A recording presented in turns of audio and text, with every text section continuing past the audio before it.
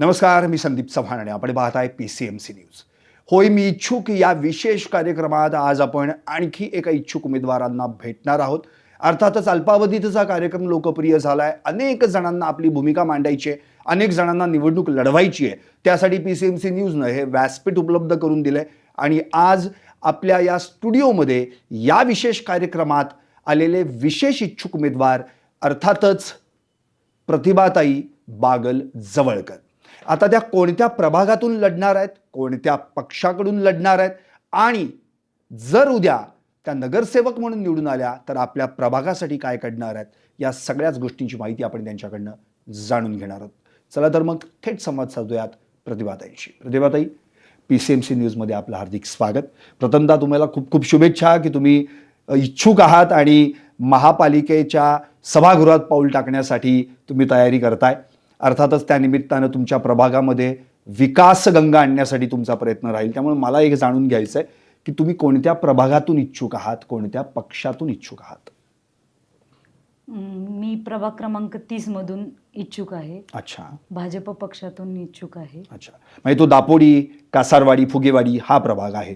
अर्थात त्या ठिकाणी म्हणजे कोणत्या जागेवरनं तुम्ही निवडणूक लढवणार आहात? मी क जागेवरून इच्छुक आहे. OBC महिला. बरं, त्या जागेवरून तुम्ही निवडणूक लढवणार. मुळात आत्ता जर दापोडी, कासारवाडी, फुगेवाडी हा प्रभाग डोळ्यासमोर आणला तर पहिल्यांदा समोर येते ते झोपडपट्टीवासियांचे प्रश्न. आणि हे प्रश्न सोडवण्यासाठी अर्थात तुमच्या सासरेबुवांनी देखील खूप चांगलं काम याच्या आधी केलेलं आहे. भीमराव जवळकर तुमचे सासरे, जे ऑलरेडी 1992ला नगरसेवक झाले, शिवाय त्या काळात 89 ते 92 ते भाजपचे शहराध्यक्ष देखील राहिलेले आहेत. तुमचं माहेरचं पण थोडंसं राजकीय काहीतरी वारसा आहेच. पण मला असं म्हणायचं की आता सासर आणि माहेर दोन्हींकडूनचं एक प्रतिनिधित्व म्हणून आता तुमच्याकडे लोक पाहतायत, तुमच्या प्रभागातली माणसं पाहतायत. तर तुमची काय इच्छा आहे की आत्ता यावेळी जर तुमचं नगरपालिकेमध्ये, महानगरपालिकेमध्ये पहिल्यांदा पाऊल पडलं तर कोणती समस्या आहे जी सोडवण्यासाठी तुम्ही पहिल्यांदा हाती घ्याल?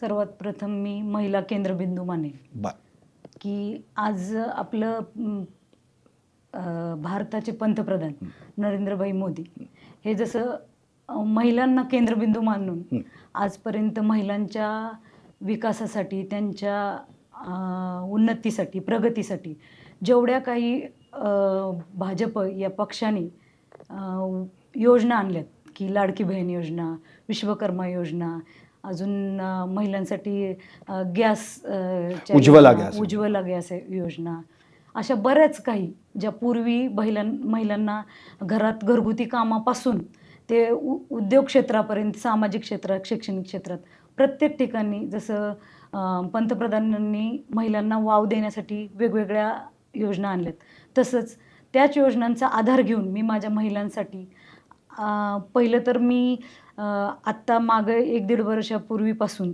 महिला सरचिटणीस पिंपरी चिंचवड महिला मोर्चाचं पद भूषवत असताना महिलांनाच केंद्रबिंदू ठेवून महिलांसाठी माझ्या प्रभागात लाडकी बहीण योजनेच्या जवळजवळ 1,500 ते 2,000 महिलांना ह्या योजनेचा उपभोग घेऊन दिलाय. अच्छा, त्यांना लाभ मिळवून दिलाय. आणखी की विश्वकर्मा योजनेतनं ज्या महिला छोट्या छोट्या घरगुती काम करतात की मशीन व्यवसाय, पार्लरचा उद्योग, अशा छोट्या छोट्या गोष्टी, त्यांना त्या विश्वकर्मा योजनेत अगदी दागिने मेकिंगचा सुद्धा जो कोर्स असतो त्याच्यासाठी एक कर्जाच्या स्वरूपात की जी परतफेड करताना एकदम कमी स्वरूपात आणि त्याच्यासाठी बेसिक्स टूल्स जे लागतात त्या पण या विश्वकर्मा योजनेतून फ्री ऑफ कॉस्ट त्यांना मिळवून देऊन त्यांना त्या स्वतःच्या प्रगतीसाठी त्यांना त्या योजनेचा उपयोग करून देण्यासाठी मी जवळजवळ 200 ते 300 विश्वकर्मा योजनेत महिलांना ह्या योजनेचा उपभोग लाभ मिळवून दिलेला आहे. अर्थात महिलांसाठी तुम्ही काम करताय, अतिशय उत्तम आहे.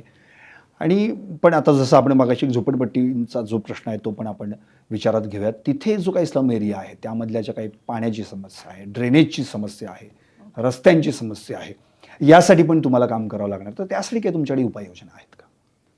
आता सध्या पाण्याची समस्या खूप आहे की दिवसाआड पाणी येतं, आणि येतं ते रात्री येतं. म्हणजे रात्री 3 वाजता महिलांनी उठायचं, पाणी भरायचं, झोपायचं आणि परत उठून परत कामाला लागायचं. तर तसं न करता की माझ्या प्रभागात जेवढा पण एरिया आहे, प्रत्येक एरियात वेळेचं म्हणजे नियोजन पाण्याचं, की पहिलंच एक तर पहाटे 4च्या पुढे, नाहीतर दिवसभराच्या यात मी पाणीपुरवठा विभागाला, मी जेव्हा त्या पदावर जाईल तेव्हा पाणीपुरवठा विभागाकडून महिलांना सोयीस्कर, की जेणेकरून काम करायला जायच्या आधीचा जो वेळ असतो तो, किंवा कामावरून घरी आल्याचा जो वेळ आहे तो वेळ देण्यासाठी मी हे करेल, की मांडेन त्यांच्या पुढं, की माझ्या महिला कामासाठी बाहेर पडतात. कारण झोपडपट्टी स्लम एरिया असल्यामुळं तेथील महिलाला रोजगारासाठी बाहेर पडण्याशिवाय पर्याय नाही. तर त्यांच्या वेळेनुसार ते पाण्याचं नियोजन करण्याचा मी प्रयत्न करेन. अतिशय छान मुद्दा मांडलात. मुळात एकदम महिलांची झोप त्यामुळं अपुरी राहते, हो. त्यांना पुरेशी झोप मिळत नाही. बरं, पुन्हा सकाळी उठून कामावर जायचंय, दिवसभर राबायचंय, आणि अशा वेळी जर महिलांना पहाटे 3 रात्री 3 वाजता जर पाणी भरावं लागत असेल तर हे दुर्दैव आहे. आणि त्यामुळे त्याच्यावर जो तुम्ही आता फोकस करताय तो अतिशय उत्तम महत्त्वाचा भाग आहे. दुसरी गोष्ट, तुमच्या प्रभागामध्ये कचऱ्याची पण जरा जास्त समस्या आहे. कचरा कुंडी नुसती आहे, पण कुंडीत कचरा नसतो, तो भलतीकडेच पडलेला असतो. तर यासाठी सुद्धा काही महापालिकेकडून नियोजन करणं गरजेचं आहे. तुम्ही त्या बाबतीत काय, कारण की त्यातून पुन्हा मग आरोग्याचा प्रश्न निर्माण होतो, बाकीच्या सगळ्याच गोष्टी उद्भवतात. काय सांगता याबद्दल?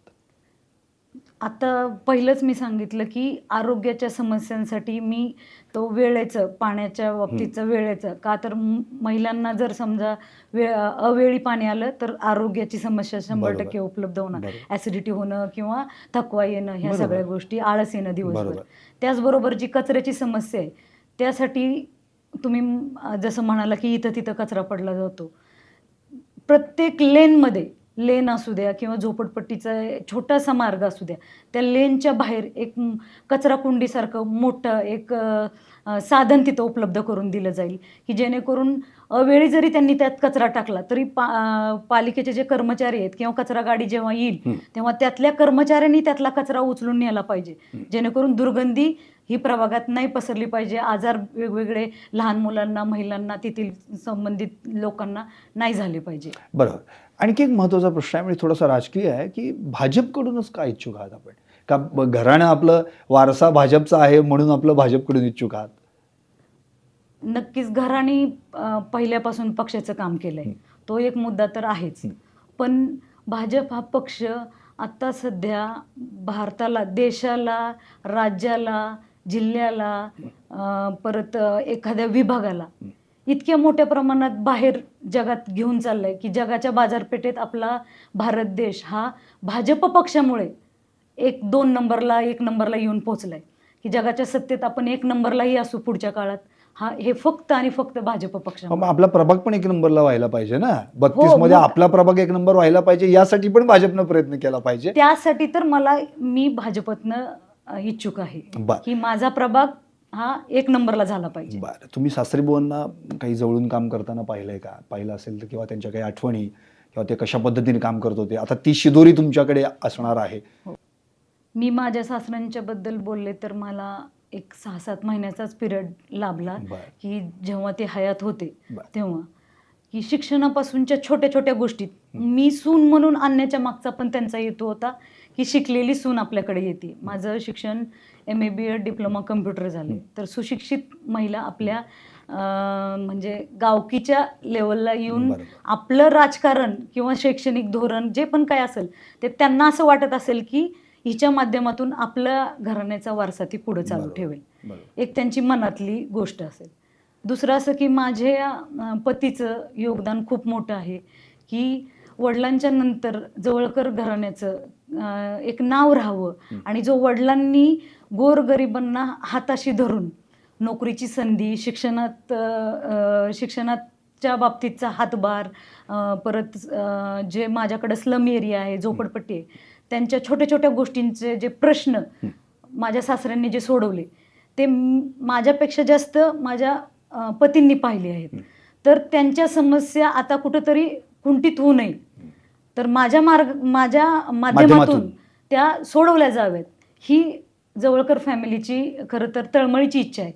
म्हणून मला उमेदवारी देण्याचं त्यांच्या मागं, किंवा मीच उमेदवार का असावा, हे की सुशिक्षित आणि समाजापर्यंत पोहोचणारी आणि समाजाचा अपडेट घेऊन त्याप्रमाणे प्रभागात काम करणारी म्हणून मला या क्षेत्रात रस आहे. नक्कीच मला पक्षातून आमदार शंकरभाऊ जगताप, अमित गोरके सर, महिला मोर्चाच्या अध्यक्षा सुजाताताई पालांडे, उमाताई खापरे, अशा महेशदादा लांडगे, अशा विविध आमदारांचं मला नेहमी सहकार्य असतं आणि नेहमी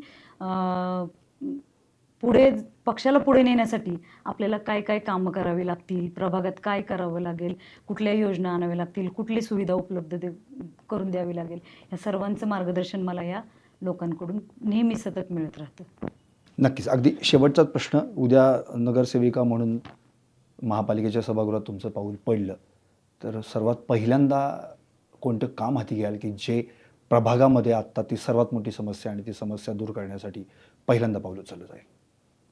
माझ्या प्रभागामध्ये एक तर पहिलंच मी सांगितलं की महिला केंद्रबिंदू. दुसरं असं की आत्ता जी नवी पिढी आहे त्या नव्या पिढीत शिक्षण कमी, वेळ उगाचच मीडिया वगैरे ह्यासाठी मोबाईल आणि याच्यातच वाया घालतं. त्या मुलांना रोजगार संधी म्हणजे प्रत्येक ठिकाणी मी नोकरीसाठी संधी नाही उपलब्ध करू शकत, तर व्यवसाय पण छोट्या छोट्या व्यवसायातून कसं मुलांना त्या पुढे नेलं जाईल. आणि स्किल डेव्हलपमेंट माझ्या प्रभागातील मुलांना रोजगार संधी बरोबर व्यवसाय संधी आणि त्याच्यातून आर्थिक संधी आणि आर्थिक पाठबळ मिळावं ह्यासाठी पहिल्यांदा मी काम करेल. कारण जर माझी पिढी घडली तर माझा समाज घडेल, समाज घडला तर माझा प्रभाग घडेल, प्रभाग घडला तर जिल्हा घडेल, जिल्हा घडला तर राज्य आणि नंतर देश. वा, खूपच छान. तुम्ही खूप छान भूमिका मांडलीत. तुम्ही उच्च शिक्षित आहातच, पण शिवाय सगळ्यात महत्त्वाचा मुद्दा म्हणजे महिलांना केंद्रबिंदू मानून तुम्ही काम करताय.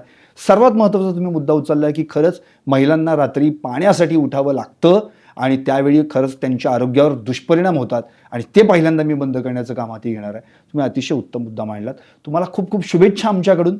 अर्थातच इच्छुक आणि होय मी इच्छुक यातली दरी आता जवळपास संपत आली आहे. कारण की इथं आलेला प्रत्येक माणूस हा त्याला काहीतरी करायचं, त्याचं एक विजन घेऊन येतो आणि आपल्या भूमिकेशी, आपल्या तत्वांशी निगडीत राहून मी कसा प्रभागाचा विकास करेन हे सांगत असतो. अर्थात प्रतिभाताईंनी देखील प्रभाग क्रमांक 30 दापोडी, कासारवाडी, फुगेवाडी यामध्ये कस जी जागा आहे ओबीसी महिला तिथून लढवण्याचा निर्धार केला आणि अर्थात भाजपकडून, कारण की राजकीय वारसा त्यांचं राजकीय कुटुंब देखील भाजपच्याच माध्यमातून आत्तापर्यंत पुढं आलेलं आहे. निश्चितच प्रतिभाताईंना या सगळ्या प्रभागातून चांगल्या पद्धतीनं त्यांना प्रतिसाद मिळेल आणि भविष्यात तुमचं महापालिकेत पाऊल पडो आणि तुम्ही जे आत्ता म्हणालात त्या सगळ्या इच्छा पूर्ण होत आणि प्रभाग तुमचं जसं देश एक नंबरला न्यायचं तसा प्रभाग देखील एक नंबरला जावा अशी सदिच्छा व्यक्त करतो.